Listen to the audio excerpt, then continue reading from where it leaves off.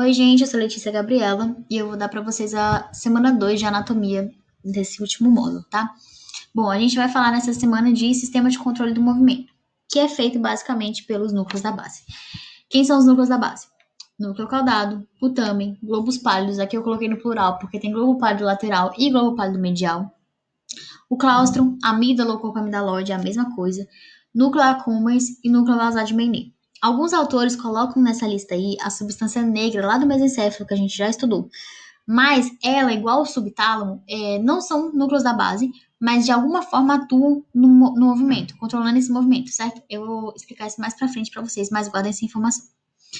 Núcleos da base são massas de substância cinzenta que vão estar na base do telencéfalo. E a gente viu lá no módulo 1, no começo do semestre, que quem faz efetivamente o movimento voluntário é o trato córtico-espinhal, ou seja, é o sistema piramidal. E alguma coisa modula e controla ele, que é quem? O sistema extrapiramidal. Exatamente o que os núcleos da base formam, certo? O sistema extrapiramidal. Então, a principal função, modulação do movimento. Alguns desses núcleos, obviamente, são mais responsáveis que outros por esse movimento, por esse controle do movimento.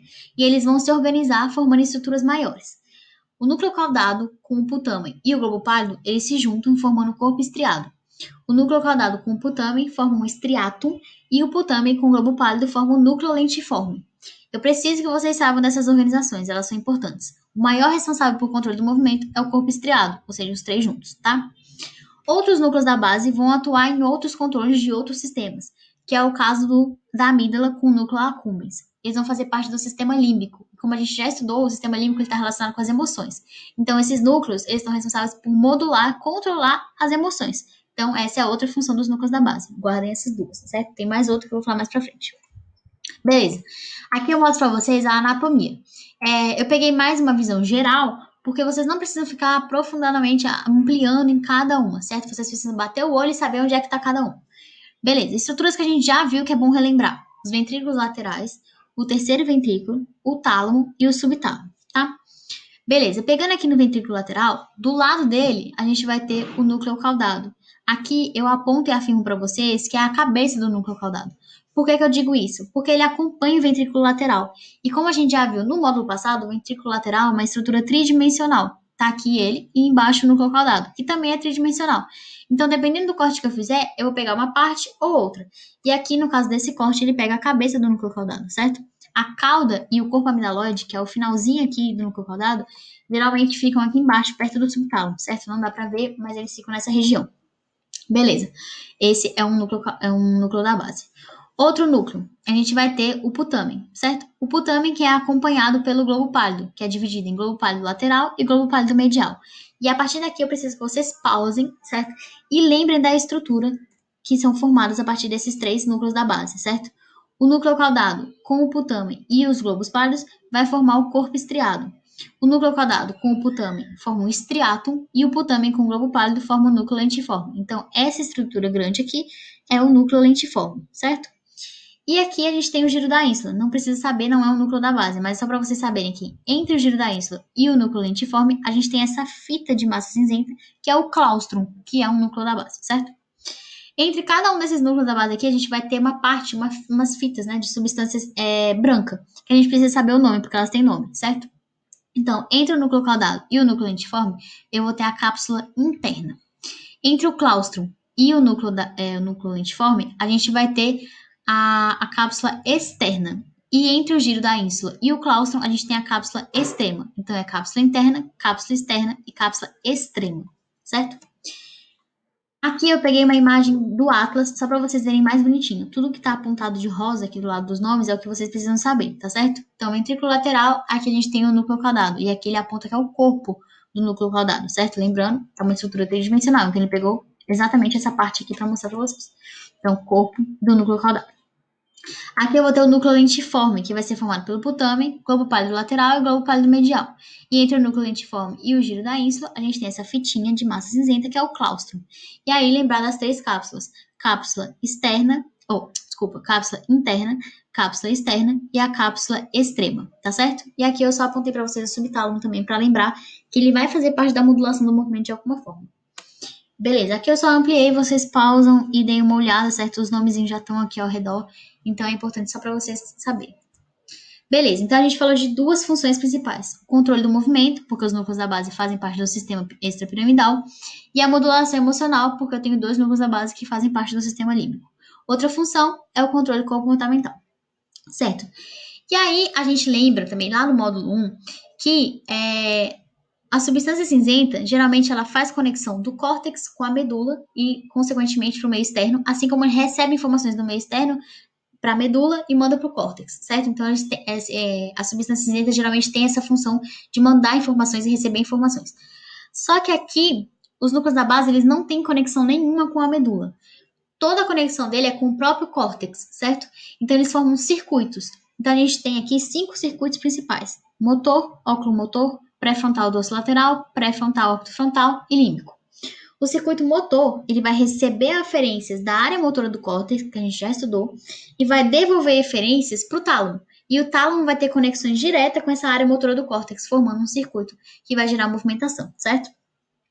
Circuito oculomotor, eu vou ter relação com a área cortical da movimentação ocular, ou seja, o lobo frontal do córtex, certo?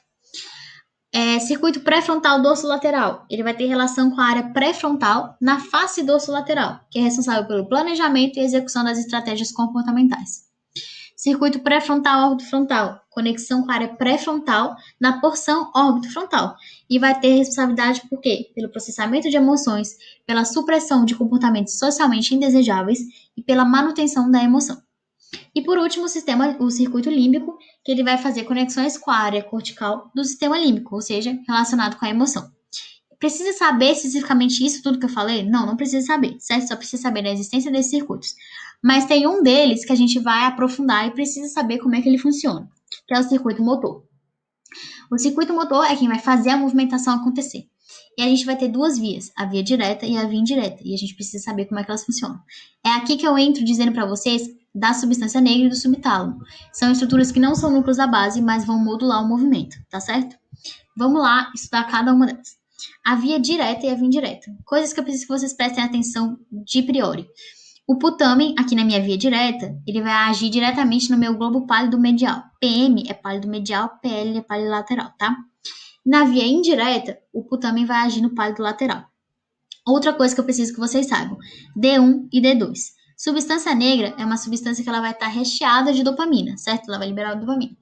E aí, D1 e D2 são receptores dopaminérgicos. D1 é um receptor excitatório e D2 é inibitório, tá? Beleza. Quando você está parado, sem movimentação voluntária, sem nada acontecendo, o pálido medial aqui na via direta, vamos começar por ela, tá? A via direta, o pálido medial, ele vai estar inibindo o tálamo. Se ele inibe o tálamo, eu não gero informações para o córtex, consequentemente eu não tenho movimentação. Mesma coisa na via indireta. Mas aí, vamos lá.